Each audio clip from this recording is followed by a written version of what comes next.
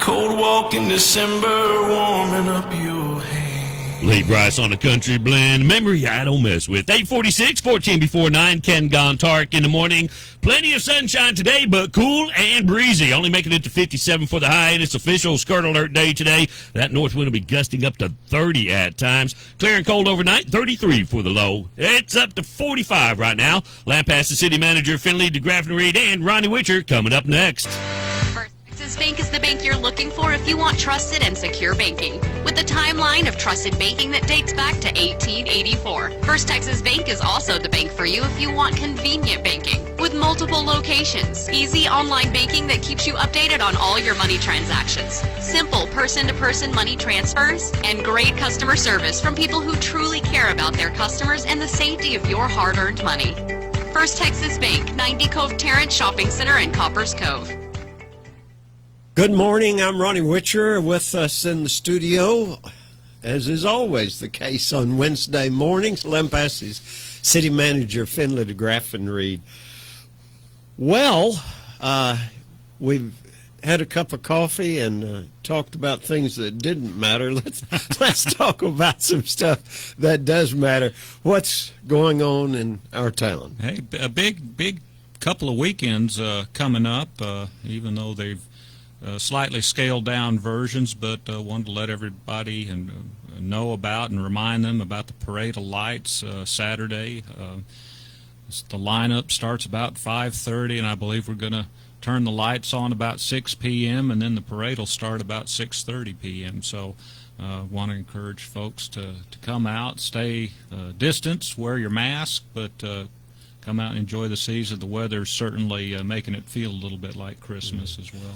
I know the lights were on last evening on the courthouse and around the square, and I happened to be coming down 4th Street heading east, and there was a certain point where I could see the lights on the courthouse and this huge, magnificent orange moon that, because of its position in the atmosphere or something, it was gigantic last night, and what a scene. I almost stopped the car and got my camera out to take a picture of it and didn't. I kind of regret that now, but it was a beautiful sight. Do we have new lights or something? Well, I think we always, I think Flint and his crew always take a look and make sure that the lights are, they're not any blacked out or disconnected or broken bulbs, so they always keep them changed. But I don't know that there are any new lights. Well, anyway, it certainly looked pretty what I saw of it, and it always makes us feel good this time of year. And as you said, we've got our Christmas celebrations coming up, and they're going to be, because of the COVID problem, all of the gatherings are going to be a little different this year. And then I know Christmas on the Creek, they'll do kind of their open house on the 12th, and it'll be more of a come and go. Won't have as many of the specific activities that they normally do, but they are trying to get everybody in the Christmas spirit on the 12th, and we'll have, I believe, hot chocolate out and things like that. Come and go, in 5 to 8 p.m. Well, speaking of the COVID, what's the report? Do we know how many active cases we have? I did not double check this morning. As of yesterday, I believe there were 2 different reports I looked at. One said there were 48 active cases, another one said 49 active cases. So certainly it's come down a little bit from what we saw in the previous several weeks, which was up in the 60s and even 70s at one point. So those numbers seem to be calming down a little bit, but Texas certainly is a hot spot, as there are in many other areas of the country. I think the one statistic that Chief Smith will refer to, is the top 15 counties in Texas make up, approximately 80% of all the cases. Yeah. So there are certainly those hot spots throughout the state. I would think that the Thanksgiving holiday and the gatherings that we had would produce some kind of a spike, but that I would think would be always a few days after Certainly. people had contact, so you wouldn't be really surprised if we didn't have a spike in the next few days, I guess. Yeah, I think, and you know, there's been, if you read 5 different articles about the time frame it takes to show symptoms, you'll get 7 or 8 different, opinions on it. But I think mostly what we're hearing is symptoms typically will show up within that, within 5 days. Sometimes it's a little longer than that, but certainly we think, in the next week or so we should see any resulting spike if there is to be one. Yeah, you'd think so.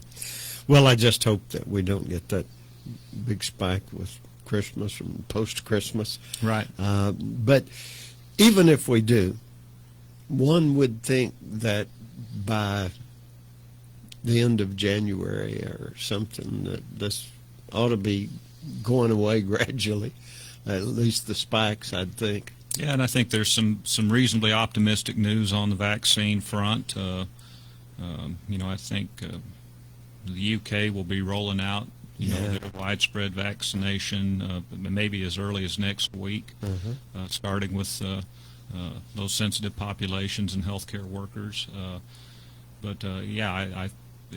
From all accounts, it appears that we'll have some initial vaccinations underway, in January. Have you heard any discussions about when any of that vaccine might show up in the Lampasas area? I have not, other than, I know that Chief Smith has been keeping his ears open on the rollout plan that the state has put together, but I think it's fairly typical that they will target sensitive populations, healthcare workers first responders. I think there's also going to be some sort of geographic emphasis, so they're going to try to, work within those hot spots. In terms of Lampasas, I think those critical populations will receive the vaccine along with, other areas of the state. But we don't know where they would be coming to. Would it be through the Advent system, I guess, in this area? I'm not sure exactly where that inoculation spot would be, but whether that would be available through the clinics or a single point within the county, I'm not 100% sure. Or would they do it like flu shots, which you can go to your pharmacist and get it done there? Yeah. That is something that I think probably a lot of people haven't thought much about and probably haven't received their flu shots yet, and that's something that's pretty important, isn't it? Right. You sure wouldn't want to get the COVID and the flu at the same time. I would think that would be a pretty tough thing. Okay, so what else is going on? We did have a meeting on the 23rd. I think we've gone over most of that. But we're also planning for our next council meeting on the 14th. So starting to put together the agenda for that, as well as taking a look at probably a half-day meeting with council on the 18th, where we'll spend some time and try to take a look at some general priorities that council would like to set and hopefully provide us a good direction for the coming year. One question I'd like to ask, we mentioned a time or two before about the subdivision, I guess, that's doing a lot of dirt work out on 580 West, and they're digging a great big hole pretty close to the edge of the road. What is that? I believe that, again, without the site plan in front of me, I believe that they're going to use that area as a detention pond. Going to be a big detention pond, correct. Okay. Again, that's without looking at the specifically where that is and looking at the site map, but I do believe it calls for some sort of so that will be tied into the city of Lampasas sewer system. Water, not water. sewer. Okay, it won't go in the sewer, but I guess still the the street wastewater, I guess. we're Correct, saying. stormwater. You bet. Would be a concern for the city of Lampasas. That's one of the things I wanted to ask about. Is there a requirement in subdivisions or in subdivision platting and stuff for the capture of stormwater?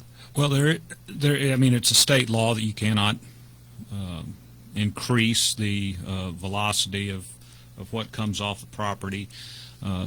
So we ask those subdivisions to account for that. And in some cases, they do have to have some sort of mechanism to hold the water or decrease the velocity of the water. In other cases, it can be handled without those types of structures. I wonder how you calculate that. It's obvious that when that is all pasture land somewhere Right. and there are grasses on it, it's going to hold the water a whole lot better than streets and gutters Absolutely. and sidewalks Sure. would. So it's going to speed it up a lot. But how in the world do you make a calculation? You hire some people that sit in offices. Engineers that do that kind of thing, I guess. Okay. And we're fortunate because we do have some very competent, talented engineering firms here in town that work with us and work with people that are trying to develop too. So, speaking of developing and building things, is anything started? Any dirt been turned or anything down here in the Hannah Park for the garden or Not the yet. skate park? We did finally execute the agreement for the community garden, so I know they're going to get started, in earnest on January 1, I believe. We will be looking, do have requests for proposals out for a pavilion in Campbell Park as well as a skate park in Campbell Park. So council will likely take a look at those projects on December 14th. And other than that, we've still got the project in design on West 3rd Street, and we will probably be bidding East 3rd Street from about Key to Western. Perhaps we'll take a look at doing some work between Western and Live Oak as well on East 3rd Street.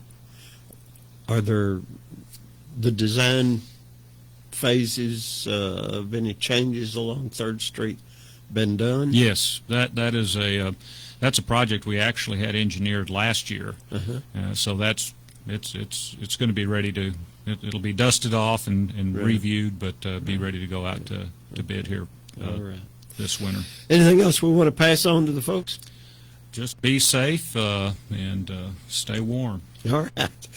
Lampasas City Manager Finley DeGraff and Reed on Wednesdays. If you have a question or something you'd like us to talk about on this show, well, please contact Lampasas Radio, and we'll be happy to talk about it for you and explore that situation. You're listening to KCYL KACQ Radio. The Country Blend, KACQ 1019 FM, Lomita, Lampasas, and